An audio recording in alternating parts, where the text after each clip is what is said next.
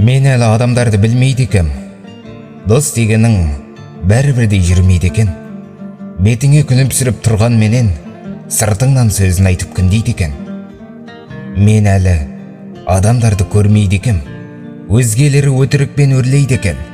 Қанша адамнан көңілің қалса дағы, үміт шіркін ешқашан сөнбейді екен. Мен әлі адамдарды іздейді екем. Кей адамдар сынаққа төзбейді екен.